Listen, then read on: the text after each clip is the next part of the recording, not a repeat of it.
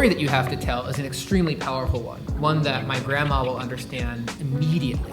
The idea that a legal system that determines who to cage and who to set free to their job and their school and their home and their church and their kids on the basis of access to cash is morally bankrupt. There were lawsuits that said we don't like debt cancellation because it closes the racial wealth gap.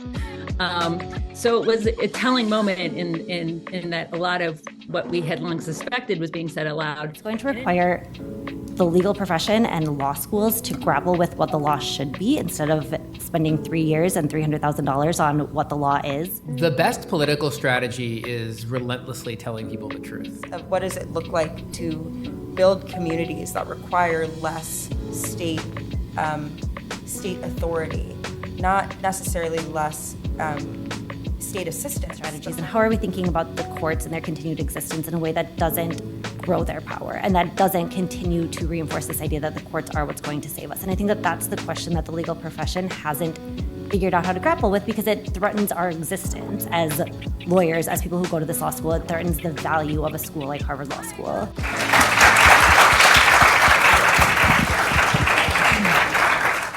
Hi, everyone. If we could settle down so we can get started. Super excited for you all to be here today. My name is Jessenia. I'm one of the moderators. I'm with Micah.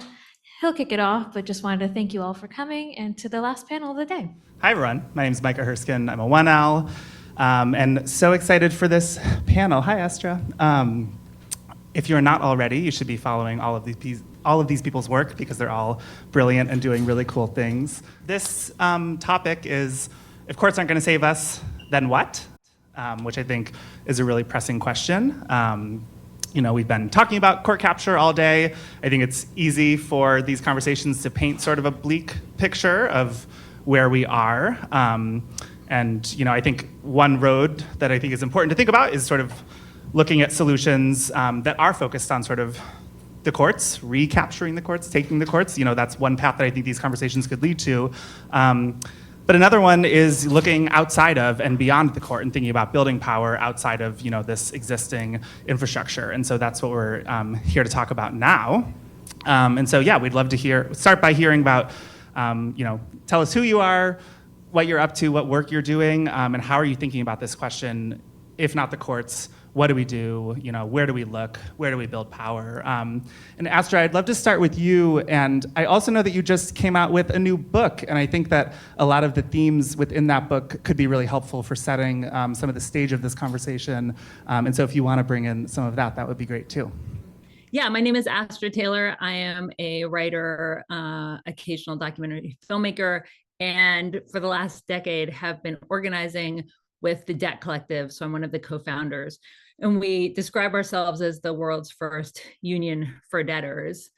We're most known for our work around student debt cancellation, though we also work on issues much more broadly. We work on issues of housing, carceral debt, medical debt. The idea ultimately is to that people need to get organized. So, we see ourselves as complementary to the labor movement. We feel like there are so many of us who are part of the economy who will never have a chance to join a labor union. And debtors unions offer a formation where people can come together and wield their debts as leverage. As I said, we're most known for our work around student debt. We've been pushing for student debt cancellation for a decade. We began organizing. We have our roots in Occupy Wall Street, but really started gaining momentum during the Obama administration, working with students who had been defrauded by predatory for-profit colleges and developing sort of working alongside lawyers and trying to get our minds around what laws could help us, what rights people had on the books, rights that were often being trampled on, but we realized that people were actually entitled to substantial cancellation. And so we've built out from our work with for-profit debtors to student debt more broadly, and as will be no surprise to anyone in this room, pushed the Biden administration to make what we felt was an inadequate but still historic announcement that between $10,000 and $20,000 of student loans would be canceled for most borrowers. A combination of their ineptitude, the Democratic Party's commitment to means testing relief and creating an application, kind of unnecessary bureaucracy instead of just canceling debt automatically, and immediately delayed the delivery of this relief, which would have been, as critical as the debt collective was, because we believe all student debt should be abolished and college is a public good, higher education should be free. It would have been a really significant material victory. Around, some estimates put it at $450 billion for working class people who need it. And so by having an application, it took 6 weeks to roll out a simple web application for people to apply for relief. That bought time for the opponents of student debt relief to try to litigate. So there were multiple lawsuits, multiple states, trying, where right-wing opponents of debt relief were trying to find sympathetic judges, and they did, lining cases up with Republican judges. And what was interesting, part of what was interesting about the cases was that a lot of them just said the quiet part out loud. So, the Cato Institute, which is a libertarian think tank, was like, we don't want debt cancellation because it will be harder for us to retain our employees who are, partly sticking with us because they think they'll get loan cancellation. There were lawsuits that said we don't like debt cancellation because it closes the racial wealth gap. So it was a telling moment in that a lot of what we had long suspected was being said aloud. In any case, the Supreme Court predictably did the bidding of our adversaries, and these and the Biden relief program was shut down. So definitely the courts are on our minds and thinking strategically, just in terms of like the fact that even that, it didn't have to go that way. There could have been a scenario where the Biden administration was fighting on much bolder ground, where debt had actually already been canceled. And so the stakes were very different, where it was actually, challenging the Supreme Court to reinstate the debt. And I think that, so that's the scenario that we would have liked to have seen, not naively thinking that we can make the problem of the Supreme Court disappear, but just that we actually need to start being real about what they're going to do and fighting as boldly and creatively. You mentioned my book, which I'm grateful for. So I just published a book in September called The Age of Insecurity, Coming Together as Things Fall Apart, which offers a complementary lens to looking at the problem of inequality.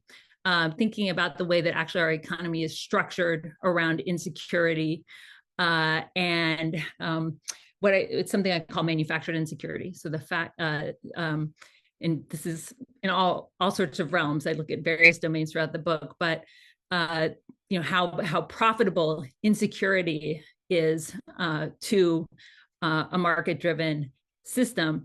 And I won't summarize the entire book here, but the sort of positive side of that is that insecurity is also the basis of, in my view, it can also be the basis of solidarity, that it's something that when we start talking to people about their financial insecurity, their emotional insecurity, that actually is sort of one of the key ingredients of organizing. And only by meeting people on that level, talking about what they're really going through, what they're really feeling, can we actually build the kind of robust organizations and movements that we need to be able to challenge the power structures that we're up against. So I won't go on, I'll stop there, but really excited to be here.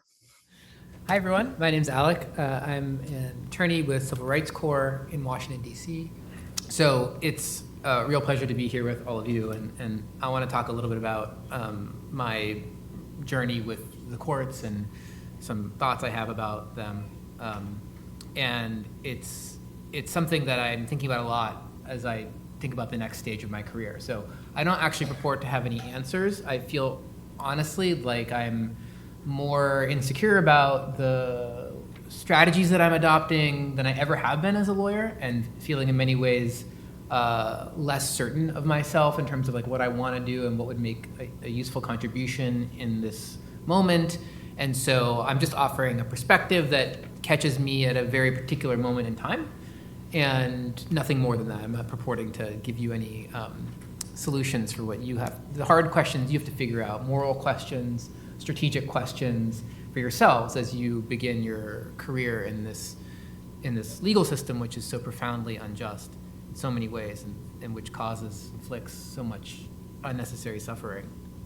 So I started my career as a public defender in Alabama, and then eventually somehow was awarded a grant from this law school to quit my job as a public defender and start a nonprofit organization, which I thought at the time was a really exciting thing to be doing, and only later developed, a lot of the feelings that I currently have about the nonprofit industrial complex, which I'm now trapped in, trying to escape. So I'll just say one thing that I've been thinking about. I'm going to lead up to one.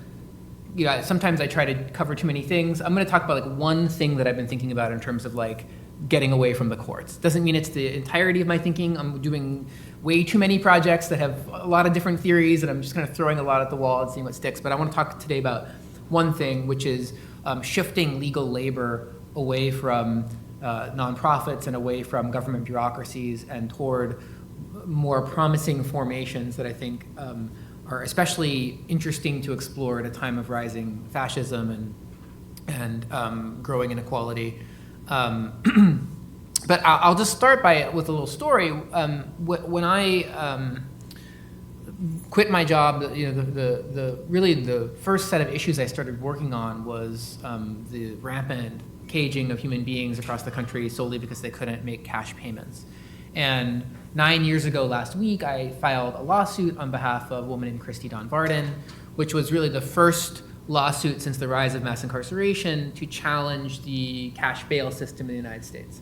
There are about 500,000 people in jail right now as we're talking prior to trial. The majority of them are jailed solely because their families don't have enough cash to access their release. And Christy's case was really horrific in a lot of ways. She had been essentially kidnapped and held for ransom away from her little children, and she was so distraught in the days after her arrest that she was just crying uncontrollably. And I talk about this in my book, but so I'll be really brief. But like so many people that I've represented in jails, they appropriately don't handle the separation from their children in a way that is consistent with how jail guards want them to handle that separation. And Christy was removed from her cell and taken to a room where they don't have cameras, and she was strapped to a restraint chair and just tased until she could no longer make any noise, and then she was thrown back in her cell. And so the day I filed her lawsuit challenging the money bail system, I took a bunch of photographs of all the taser wounds, and Christy and I began this journey of trying to use the court system not just to win legal claims. Actually, I explained to her from the very beginning that we probably would lose her case. I had been to the Department of Injustice just a couple weeks before filing the case, and I told lawyers there that we were planning on challenging the cash bail system, and they kind of laughed at us, and they said, "You're never going to win because we do this in 3,000 counties across the U.S. So I explained that to Christy. I said, the lawyers at the Department of Injustice think we're going to lose this case, so I have to tell you we're probably going to have a really hard time. But this case can be a vehicle for telling your story. And the story that you have to tell is an extremely powerful one that my grandma will understand immediately. The idea that a legal system that determines who to cage and who to set free to their job and their school and their home and their church and their kids on the basis of access to cash is morally bankrupt. And it's really subversive in the sense that if you can get more people really aware of that fact, not just that they understand that we have a cash bail system, but they're really aware of like what it means, I think it'll undermine their confidence in everything that the system is doing. So those cases were actually done more to subvert our society's confidence in the legal system. We ended up winning her case and dozens more in a row. Christy unfortunately passed away before before she knew that we won her case. And became one of many of our clients to die through state violence. But her story has really been quite a powerful one. And her family took up the cause and finished the case. And something, and those cases have been really successful. We brought a case in based on the same theory that we pioneered in Christie's case. We brought a case for many of these cases. One of them, to take one example, in Houston, and we won that case in front of a Republican district court judge. We won it in front of a panel of 3 Republican circuit judges in Texas. And in the last 7 years since we won that case, over 100,000 people have gotten out of jail in Houston alone because of that case, saving over 100,000 convictions and tens of millions of dollars in bail bond fees and hundreds of millions of dollars in sort of economic costs for their families. And so by all kind of traditional metrics, we were a successful nonprofit, and we were, doing these cases really well. And yet, in spite of that, the jail population in Houston is nearing record highs. And there are all kinds of political developments in Texas, and the judiciary in Texas, and in the federal courts that have combined to find other ways of accomplishing a lot of the same goals. And I could say the same thing about essentially our work all over the country. When we reduce the use of cash bail, the use of electronic monitoring goes up, right? So some of the same private equity firms and corporate interests that own the cash bail insurance companies change the sign on the front of their storefront, and now they're not selling you bail bonds, but they're selling you drug tests and electronic monitoring and things like that. Judges, prosecutors, cops, everyone who benefits from the assembly line criminal punishment bureaucracy, instead of jailing you because you can't pay cash bail, now they say, well, we should increase our ability to detain people for dangerousness and to detain people for risk of flight. And so we actually see the system responding in all these ways. But the thing I want to say about the bail cases and the journey in the cases that we started with Christie is that just last year, we lost a case en banc in the Fifth Circuit in the same kind of challenge from Dallas. And we had initially won in the district court in front of another Republican judge, but the Fifth Circuit decided to take our case en banc. And even though 3 Republican judges had ruled in our favor in Houston, the court decided that it wanted to set really profound and troubling precedent using our cases. And so, I'll never forget doing the oral argument, the last several minutes of the oral argument in the en banc court were just me and this extremely hostile judge just arguing back and forth and yelling at each other about really basic concepts. And at the end of the day, the court ruled 8-7. So we actually got a lot of, extremely conservative judges on our side, but we lost 8-7. And the question that they decided was that Christie's case, all those years ago, and every case like it, have no place in the federal courts. They applied a doctrine that they had concocted called abstention, which is a way for courts to prevent themselves from doing justice, which basically says federal courts are not permitted to rule on the constitutional, so they're not even ruling on the merits of them. So now we're fighting 9 years into this fight, right? And we're not even arguing at the appellate court level about whether you can cage a human being solely because she lacks any cash in Christie's case, right? Or in other people's cases because their families can't pay enough money. We're actually arguing about whether federal courts even have the power to hear this case. And so the Supreme Court just denied cert in that case. We have another case that from Louisiana, subject to the same en banc ruling, that is now in the Supreme Court right now, distributed to the justices last week. And the idea is that maybe the Supreme Court will rule that federal courts just are powerless to hear constitutional challenges to things like pretrial detention.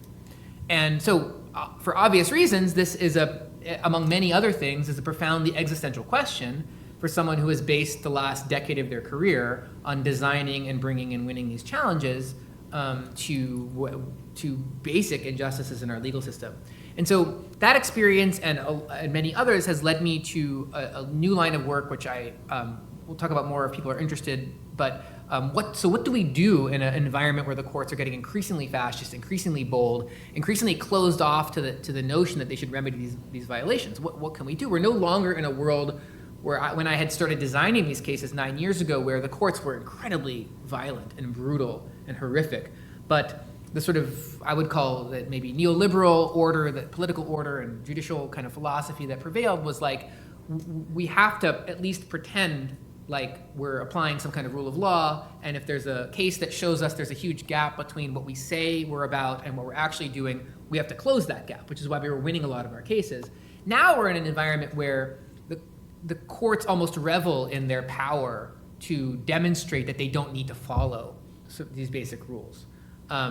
It's more of a fascist mentality, in my opinion, and I think it mirrors a lot of what's going on politically in our society. And so I started to think, like, what can we do as lawyers, legally speaking, and there's many other things that we can and should be doing as organizers, but what can we do as lawyers to make it so that maybe we're less focused on the outcome of a particular case. Like, we're not bringing a big class action case to get some remedy that the court is going to magically order that's going to make everything better. What can we do as lawyers to actually build power? I'm not talking about like helping communities build power. I'm actually talking about like organizing the professional classes, which I think if you look at history, and I've been spending a lot of my sabbatical, just looking at some of these questions in the past, like, what is the role of the professional classes and professional class bureaucracies in being a bulwark against fascism? And how is it that in the places where fascism prevailed, it was actually the professional classes siding with the capitalists and the fascists over the working class that tipped the balance in a lot of these situations. So what is a potential way of organizing lawyers to do something different? And what I've been thinking a lot about is building a movement of lawyers to not go into nonprofit world, not go into the government, but to start their own legal practices. And to take advantage of the fact that we actually have a structural system now where there are tens of billions of dollars available for lawyers that the Constitution requires: criminal defense, family defense, many places there's immigrant defense, eviction defense stuff, and in all over the country there's attorney's fees available, very lucrative. People make a lot of money doing this without seeing it as an organizing project, in special education, in civil rights, in all kinds of other sort of employment and other contexts. There's a lot of, basically I'm saying, there's a lot of money to be made, and right now a lot of that money is being paid to non-organized, non-politically aligned kind of bottom feeder lawyers who aren't doing it as a political project or as part of any kind of movement or as part of any kind of organizing strategy.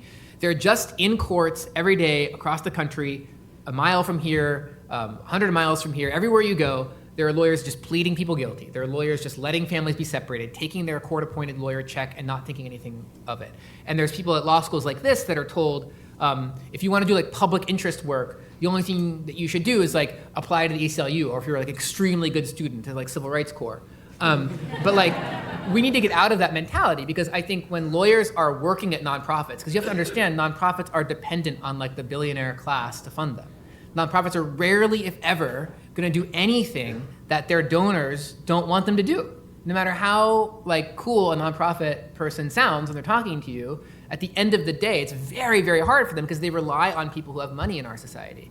And so it's not like funneling thousands of lawyers into nonprofits is actually not going to lead to any kind of like revolutionary politics, let alone a formation that has the power to do anything real. Same with government lawyers. They're not in a position where they actually even can be organized in any kind of effective way. There's too many ways to silence them. They're part of a culture and like an institutional bureaucratic mindset that prevents them from doing anything real. So what might it look like if 10 lawyers in Boston every year, and 20 lawyers in Atlanta, and 30 lawyers in DC started their own practice and started cooperatives and started taking these cases and getting the government funding to make their practices sustainable, doing some fee-shifting casework as well.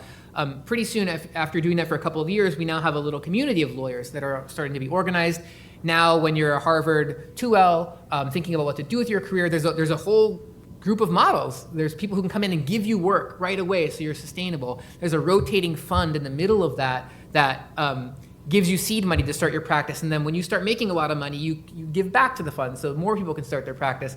Thinking about these ways of kind of, and then these communities, these collectives are doing work with local organizers. They're doing political education work. They're supporting each other in their practices. We're building these kind of vibrant communities where lawyers are now organized at a local level to support local movements, to support, and then to federate with each other and to support kind of national movements of professional class bureaucrats or lawyers and professionals. So that's kind of something that I'm thinking about doing. I'm hopefully going to start piloting and building that later this year, because it's just one reaction that I've had among others to, like, how do we create an environment where the work that lawyers are doing for their clients, in this case it might be 20 indigent defense cases you take per year and 10 family separation cases that you get paid to do, but like, how is that work political and building something, even notwithstanding the result in any one case? It kind of takes the power away from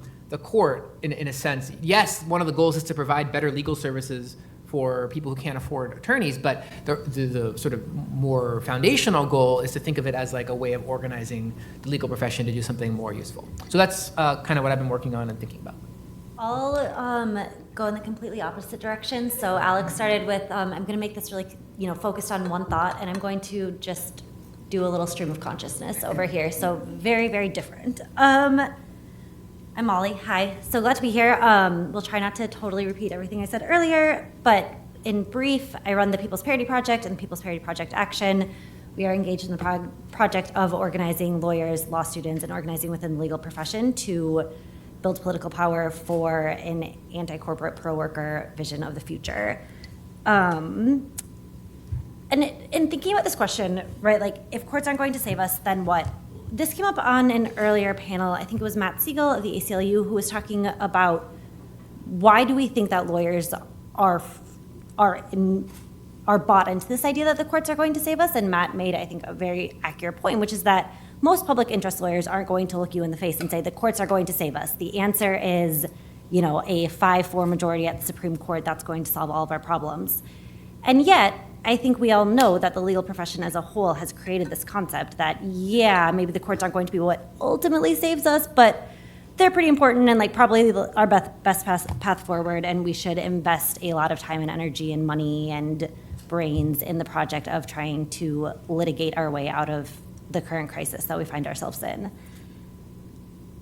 And I will say, one of the things that I think is really important to acknowledge is that most people who go to law school are going to, at some point in their career, litigate. And I think that thinking about how you do that in a way that, to Alex's point, is engage in a larger political project, is trying to mitigate harm, is very important. Like, it's fine to litigate. It's good to litigate. Lots of people are going to do it. That's fantastic. But how are we engaged in litigation strategies, and how are we thinking about the courts and their continued existence in a way that doesn't grow their power and that doesn't continue to reinforce this idea that the courts are what's going to save us? And I think that that's the question that the legal profession hasn't figured out how to grapple with, because it threatens our existence as lawyers, as people who go to this law school. It threatens the value of a school like Harvard Law School. And actually, I hope that Ryan Dorfler talks about this tomorrow during his session, because I think he articulates really well the ways in which power has shifted within the liberal institution. Kind of the liberal power brokers have shifted from unions to lawyers, and how that has coincided with a rise in the belief that the courts will save us, strategies that have been built around that.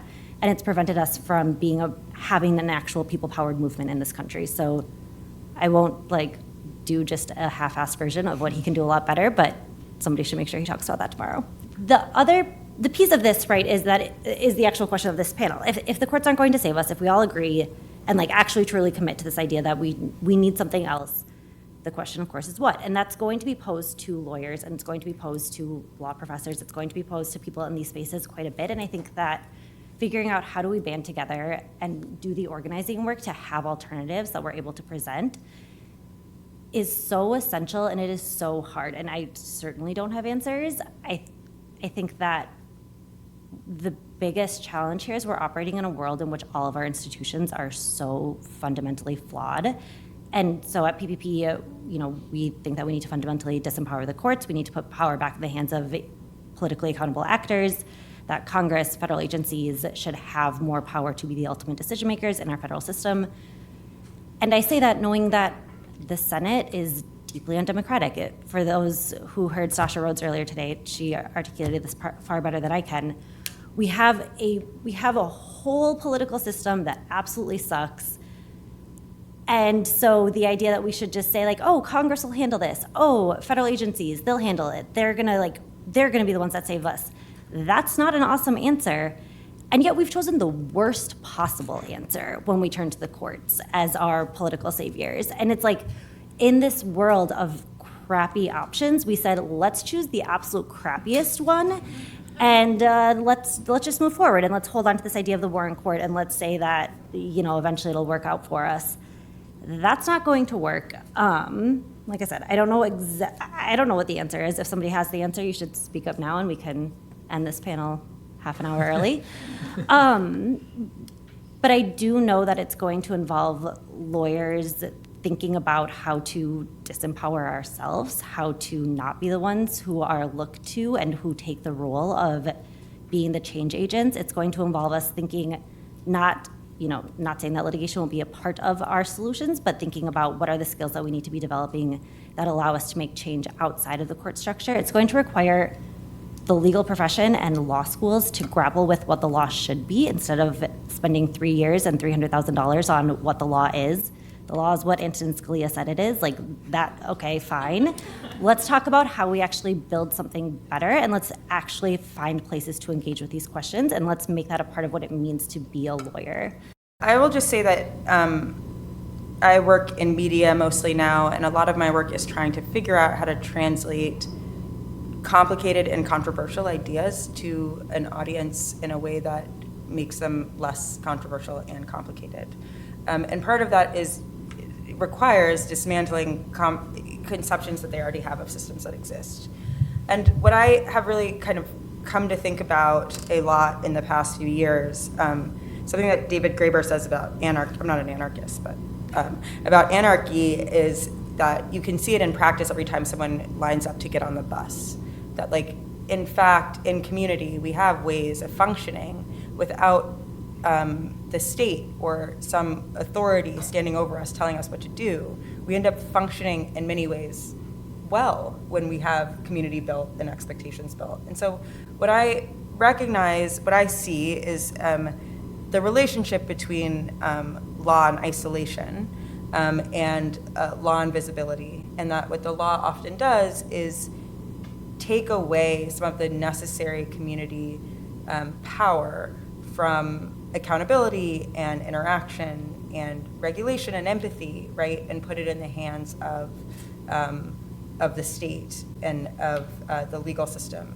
So I'm not advocating we get rid of law entirely. I do think maybe we could get rid of law school, but we'll talk about that another time. But I do think that I am interested in, not as a libertarian, less government, but from a progressive sense of what does it look like to build communities that require less state authority, not necessarily less state assistance, but less state authority in a way that is dictating what we find to be acceptable and how we move through community. I think that one of the things that we are missing right now, this is not groundbreaking, but is a sense of community and the sense in which, in the ways in which community varies and the dimensions in which it takes, and that there is a world where instead of more law, we can have less law and better law that is less punitive and more supportive and encourages a more interpersonal and community connection versus reducing that. That was a wonderful overview from everyone. Thank you so much. And I really appreciate how there's just so much that you all offer that is just so glaringly absent in our law schools. So I mean, and part of me saying this is that I want to give this time back to you all because I think there's just so much here. But I guess to kick off that kind of transition into maybe a Q&A, is that so much of what you all are offering is just something that's not here. And so many people here in this room have a couple years left, unfortunately, in this place. What advice do you have for them to make the best of it, to kind of start building the world that they want to see and the kind of change that they want to participate in? What steps should they take? And keeping in mind that there's a lot of people feel a lot of different pressures to do things that we might deem as prestigious or the thing that you should be doing, but want to keep in mind the sense of justice that theoretically a lot of us came here for? How do you think that people in law school should start building towards that? I feel like this is the nature of an event like this. We've spent a lot of time shitting on law school and Harvard Law School in particular and this whole thing. I will also say that while I would imagine most of us either came into law school or fostered these criticisms of our legal system while in law school, and it certainly shines a light into all of the ways in which our current system fails basically everybody. I also met the absolute best, most interesting thinkers, creative organizers in law school. And it wasn't the majority of my classmates, but they were here. And I think that being in an environment like this where it can be exhausting and draining and really force you to conform to like a corporate vision of what a lawyer can be also helps you identify the people who are pushing back against that. And obviously I would assume many of those people are in this room, and not taking that for granted, because if you can do this type of thinking and organizing and visioning while you're in an environment like law school, imagine like what that group of people who you can connect with here will be doing once they're not in law school and have more brain cells to devote to this work. And so I think that finding your community and not totally writing off the folks you'll connect with here does make it a little bit more bearable. That has definitely been my experience. Still, many of my closest friends are from law school. I still talk to Jay Willis every day, which maybe could cut either way, but and he was in my 1L section. I was very lucky to have incredible friends who are now doing incredibly amazing movement work in law school.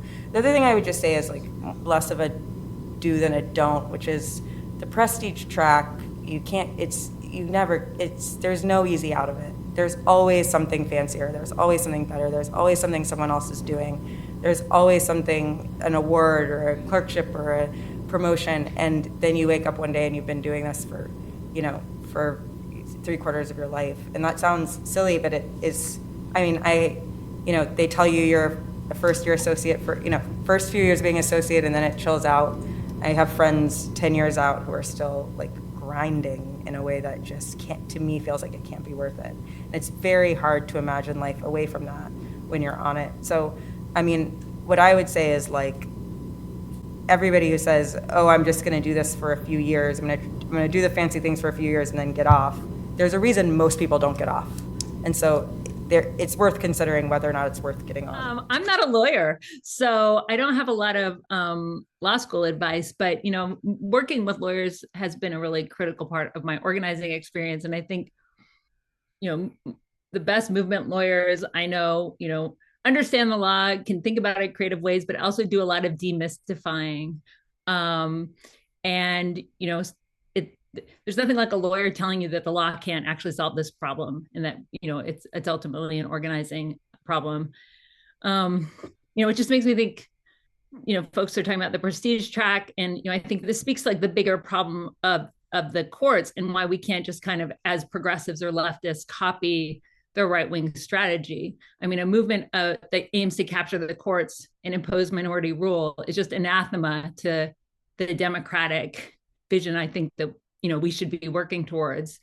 So I think that that's the number one thing, is embedding yourself in a democratic movement, recognizing that a lot of this is just about power and the fact that there's a power asymmetry that we need to work really hard to remedy. The other thing is, a lot of law students are going to graduate with a whole lot of debt. And that's part of what pushes people into careers they don't necessarily want. So I just want to make an open, just say the door is open at the Debt Collective. Please join. We believe your debt should be canceled. I'm in. I'm going to say three things. First, picking up on something Astra said. Astra's like one of my idols, so it's really great to be on a panel with you. We were supposed to be on a panel together in 2016 at the Brooklyn Museum, and you had to back out, and it was really disappointing for me. So I've thought about that. A long memory, Astra, as you can see. I've been thinking about that for years. The first thing is that Astra said something about not copying the right-wing strategy. I think that's a really important point that has a lot of dimensions, but the same kinds of things that work for the right wing like don't work for people that are trying to build like liberatory movements. So one point I want to emphasize is like, I have found in my career, and I'm not saying this as an organizer, so I'm just giving you my opinion as like a lawyer who's worked with a lot of campaigns and organizers, but like the best political strategy is relentlessly telling people the truth. And because when you're telling the truth about really important things that matter to people's lives, like people like get it. Sometimes like the other side is like really good at like obfuscating things and lying, and there's a lot of propaganda we're constantly countering.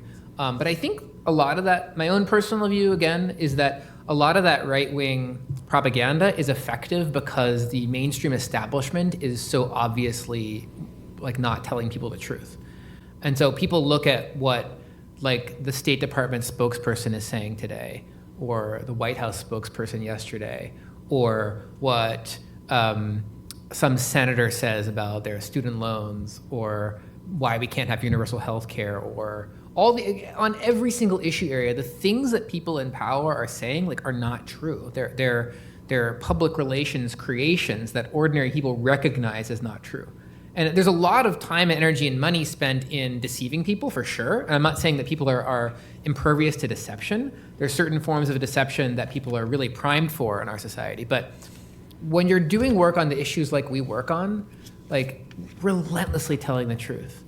And that applies in all kinds of situations, whether you're a law school dean used to lying to people all the time, or like not just lying, but just like omitting and framing and and distracting people by talking about things that don't matter when there's things that really do matter. It's a tactic that's wielded by people in power a lot. And I think that in every context in your life, you should be, especially in your legal career, you should be always asking yourself, is there a persuasive and compelling reason for me not to be telling the truth right now? That's what a life and a career of integrity requires. And it's also a good strategy, mostly. There might be some instances where like not telling the full truth is part of being a successful lawyer is being able to know what those moments are. But in general, always ask yourself, like, is there a reason for me not to be telling it like it is right now? Is there a good reason? And how much evidence do I have for that reason? And if you stick with that, that's the first point is about the truth. The second point is, you should always be doing something with your career and your life that you can be morally proud of. And at every moment, you should be asking yourself, like, if something feels like the morally wrong decision to make, like choosing a career where you're helping large corporations become wealthier, you're asking yourself, like, is there a really compelling reason for me to be doing this, or not? And every moment in your career, you're doing that moral gut check. And the third point, I think, that your question raised is, it's impossible to do any of what I just said alone, because there's relentless pressure to not tell the truth, or at least not acknowledge the truth, or at least maybe like say something else that's true but doesn't address like the really big true thing that's staring you in the face at the current moment.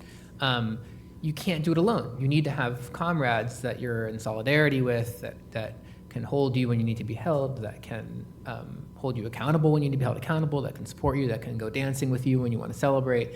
You have to have these groups of people, because it can be very difficult and lonely to tell the truth. If you're the only professor at Harvard Law School that's willing to tell the truth, it's actually quite difficult. And it's also, again, a matter of strategy, because one person telling the truth is quite vulnerable. But if 40 professors at Harvard Law School, I mean, this would never happen, but if 40 professors at Harvard Law School decided to tell the truth about something, like a genocide, or like student loan debt, or the role of corporate law in our society, then there would be really much harder to retaliate against them. And so that's what organizing is all about. It's one of the things that organizing is about. So part of having a successful career and making yourself, and also, by the way, it's important for the thing too that I was saying, like, you need people to help you in a world where you're constantly being bombarded with propaganda, whether it's corporate advertising and marketing that's trying to get you to like eat meat and stuff like that. Like, you need people around you that can be like, wait a second, like, do you know what happens at factory farms? Do you know what the connection of meat is to global warming? Like, have you seen how cute animals are? Like, you need people around you that are going to hold you to your values. And so, like, that's what Lonnie Guinier, my mentor, who is just such an amazing force in shaping my own career, and whose absence I feel every time I come to this campus, used to call creating your own personal board of directors. And I think of it more as like choosing to do this work in community with other people who hold you accountable and who love you and who you love. And that's really essential. And so many people start off their careers with all these like friends here, and then they lose touch, and then life gets in the way, and they actually lose that community of they start to have a family, and then one of the things that capitalist kind of family structure that is dominant in our society does is it forces people to atomize into nuclear family relationships, and we lose a lot of these kinds of other types of relationships that hold people accountable in very particular ways that deal with the work they do in the world. And I've just seen it happen. It's like very difficult to maintain these relationships of mutual accountability and trust throughout your career, and you have to be affirmatively focused on it. You have to like carve out time each week to hang out and talk and get on text threads, and you have to like take trips together, and you have to like build it into your life that you're going to have this community of people that you're doing this work with, or else all of us, none of us have or very few people have the internal strength to withstand the relentless propaganda of our society and all kind of our legal system, our society generally, and so you can't do it alone. Well, thank you all so much. I think there are so many incredible threads here, and I'm going to turn to questions in a second, so think of your question. But yeah, just to draw out some of them, I think we've heard so many answers, ranging from some really concrete things like organize with people, build solidarity on the basis of insecurity, on shared debt, whether that's medical, student, any other form of carceral debt that exists, organizing the legal profession and our peers, organizing each other. I see my Section 7 mates here. Let's organize each other. I think there's answers. I think there's answers in storytelling and media narratives and shaping the narratives. And then there's these broad, really important principles of telling the truth, being in community, being accountable to people, thinking about your values and thinking about how you want to live your life. And so that was a little bit me stalling to make sure everyone had their questions ready. Let's do a true 4-sentence question max, not a long story, so that we can get as many as possible. Thank you for speaking with us. I'm just wondering, so in thinking about if the courts won't save us, what will, storytelling comes up as a powerful potential solution. Alec, I know you've written a lot about sort of the role of language being inadequate to sort of help address and remedy harm in our society, right? Like the word incarceration obscures the reality of human caging, calling it the Department of Justice when it delivers injustice. So what other ways can we change our language to better reimagine justice in our society, sort of beyond those phrases? I'm going to let Alec speak on this too, because he's helped me rethink a lot of the ways that we use language. I would say that storytelling both facilitates and prevents injustice when used correctly, and that, like everything else, language is a fight, it's a battle. So, words like bodily autonomy, words like law enforcement, words like safety, we are always in a constant battle and struggle to ensure that that they're not co-opted by the other side, and the other side would say the same thing. They're in a battle to make sure that we don't co-opt them. And so I think of language as a weapon or a tool for what you want to use it for. But I also think that, when you look at the past couple of years, even people who say, I can't believe anybody ever said defund, or I can't believe anybody talked about abolish prisons, that's so crazy, you're the reason Trump's president, even though that was before, I don't know, whatever they say about the movement, you see in the ways that language infects even your enemy's approach to things. You see in the ways that, even if you look at the Cop City movement, the other side is talking about safety, has shifted. The way that they're talking about protection has shifted. The way that they are framing things for the public shifts, because that was a battle that we haven't totally won yet, but that we are on the way. And so my main reaction to the language question is, in its infinite ability, it has to be recognized as what it is, which is both a very, very, very important way of, I mean, I hope it's important because I bet my whole career on it, but, a very important way of shifting where people are, but I think often not recognized as also weaponized in the opposite direction of prohibiting people from being able to kind of evolve in their positions. I want to differentiate between language and something else I think is even more important, which is who the audience is for particular types of language and how you are preparing them to hear the language that you're uttering. So, for example, the same word or sentence or phrase said to someone with a particular worldview means something really different if said to someone else with a very different worldview. And so, what we used to do a lot with judges is we would try to change the background conditions under which they heard our legal arguments. It might be something like, if you're a public defender, asking the judge to order your client to be unshackled, or asking the judge to look at some artwork that your client made in the jail, or opening a sentencing hearing with the client's child talking about their dad, or having the client spend 5 minutes talking about why in this painting that they made, the house was green and their mother's dress was red, and literally you're not doing that because those are enumerated factors in a statute. You're doing that because when you start to use words and make legal arguments, you've created a different person who you're talking to in that moment.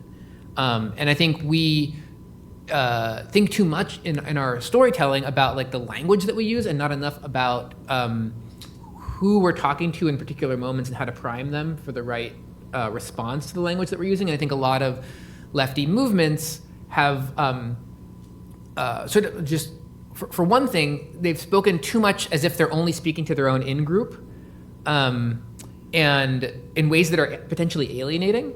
But they've also not thought enough about what is the purpose of this particular communication? Who is the audience? What is that audience? And using different language with different audiences at different times, and then developing a coherent set of strategies for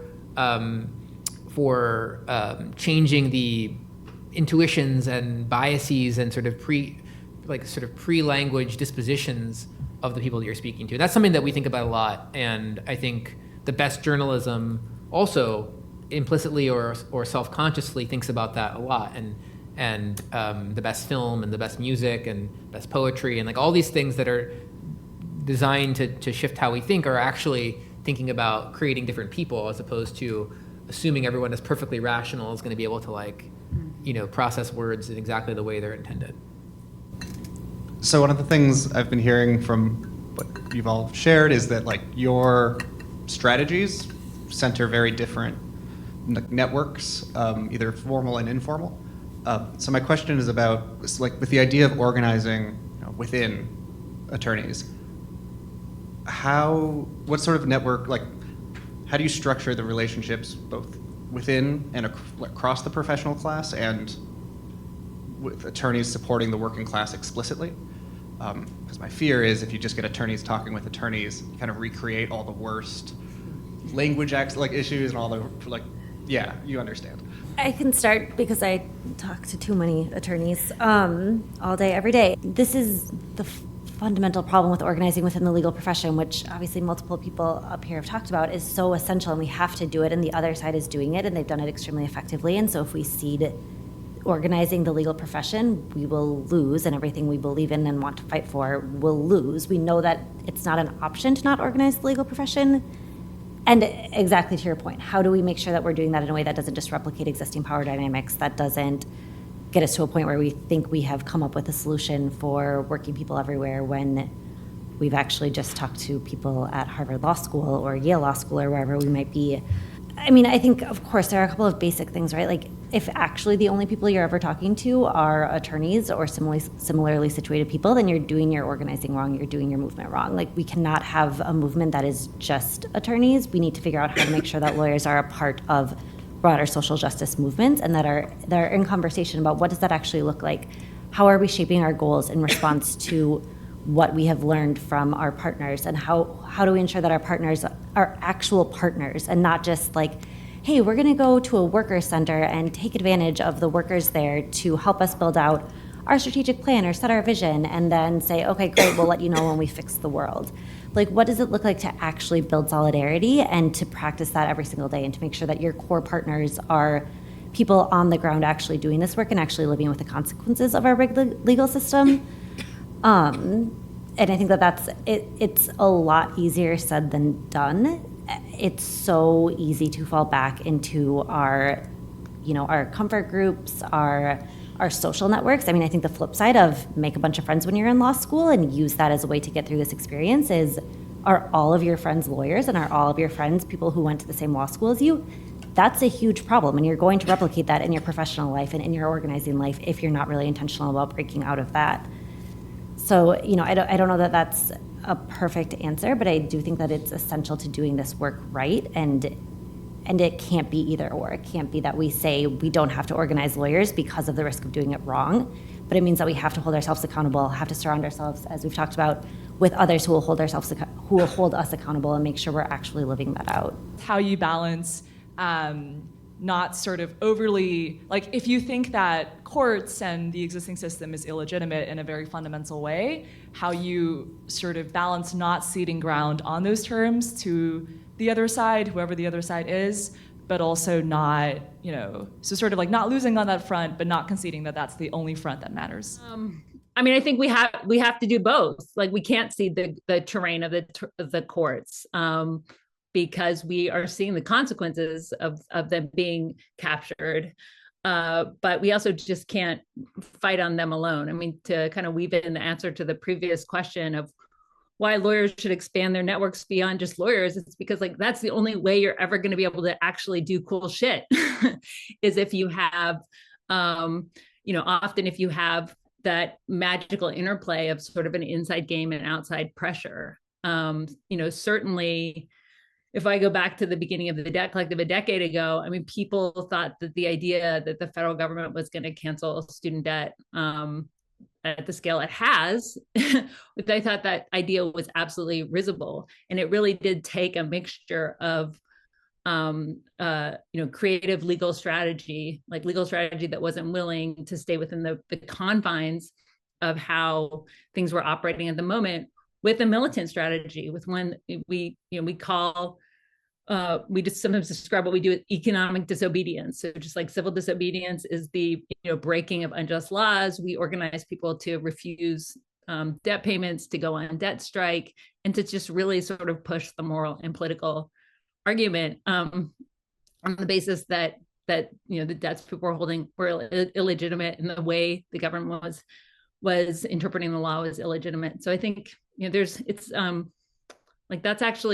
it's the strategic thing to do. That's like sort of where the power is actually when you sort of make those connections, and through a recognition that things are illegitimate, you take bold action.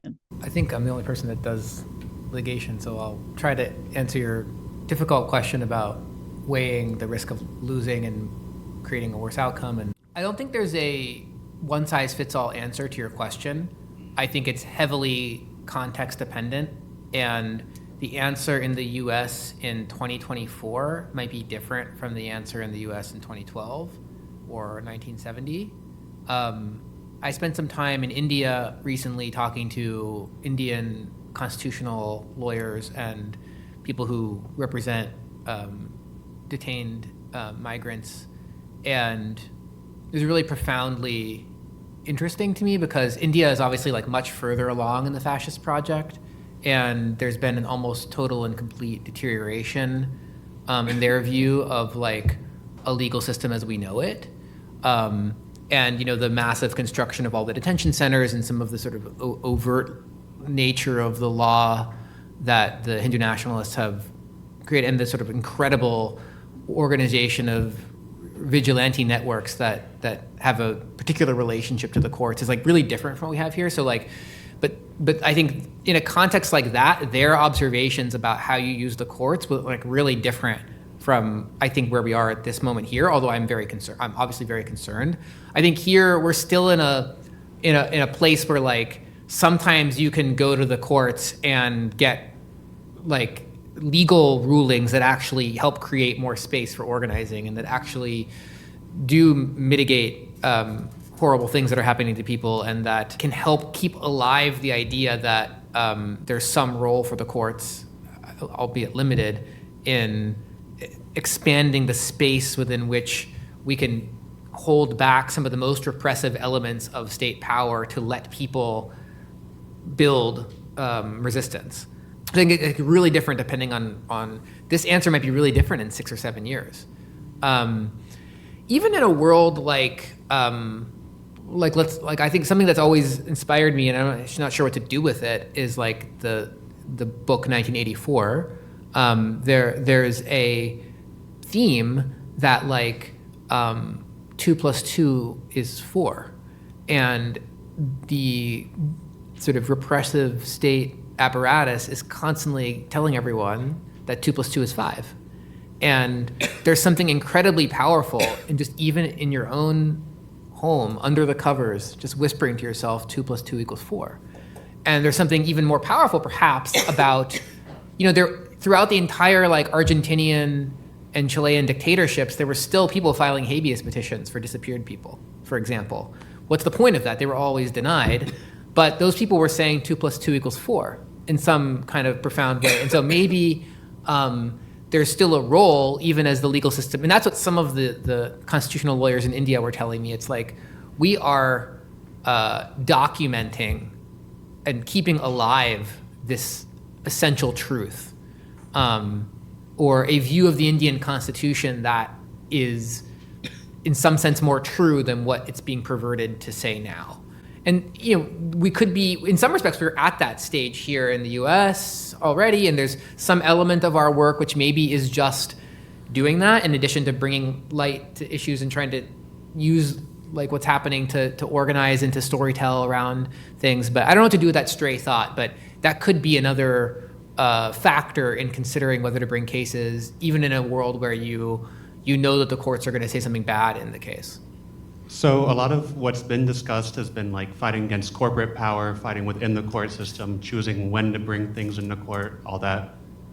What about like, how does progressive lawyer, leftist lawyer, all that, how do you deal with actual policing and like the enforcement mechanism? Because changing rules doesn't feel very useful, or creating community doesn't feel very useful if you essentially have a private militia, which a lot of modern day police departments feel like, kind of going against you at every turn. Hi, thanks for coming. Really interesting panel so far. My question is about the labor movement, which I think we've talked a bit around in this panel, but I kind of want to make the conversation explicit, and kind of what role does the labor movement serve, either to maybe not work against what our vision of a good society would look like, or work for what a good society would look like. And I think there are a few different ways to view our relationship with the labor movement, both as law students who could be members of graduate student unions and graduate organizing, thinking about lawyers who could be members of unions themselves and could organize themselves, especially those maybe in the private sector could do that a little more, as well as lawyers who do actual labor law. Molly, you had the example of the lawyer that drops into a worker center and does some not so good work, but that's a good example to bring up here. So I guess policing in the labor movement is what we're concluding with here. Right. Those 2 quick, easy questions. I've received the side eye, was not supposed to let this go this long, so your quickest closing thoughts, and then hopefully conversations can continue afterward. I'll say mine in 2 sentences. That one didn't count. The benefit to being a lawyer, and that goes for kind of any lawyer, but especially people who graduate from this institution, you have to deal with policing in a very different way than other people do. And that is a real benefit and almost immeasurable advantage. And so I think it makes it more of your job to push up against these institutions, because they're less likely to arrest you. Really quick on the second question. So to go back, right, we've chosen the absolute worst institutions to put our faith in when we put our faith in courts and in judges. Every single institution is flawed. The best institutions that I think we can put our faith in are institutions that are devoted to building collective power for workers. I think unions are the best answer we have right now. And so partnering with unions, working for unions, joining unions, figuring out how to be a part of that project of building power and building power in a way that is actually a collective project and not dependent on the whims of unelected judges it's not the whole answer, but it's an essential part of the answer. I think the other thing, in addition to building our, movements that we're focused on, and this can feel like an enormous thing, but building the movement of movements, because ultimately it's the police who are going to come, and arrest you at your demonstration if you're committing civil disobedience as a debtor or as an environmentalist or as a worker who is striking. And so I think finding those points of connection and trying to break down the silos between our movements is also one of the urgent challenges, because I think you see on the right that they see the way all of their issues are connected and they are covering a lot of ground, but also very organized. And I'd like to see us have more of that on the progressive side. But again, join the Debt Collective. Always. The other thing about organizing is recruit. Sign on up, y'all. Well, thank you all so much for being here today. Please come back tomorrow. That was it.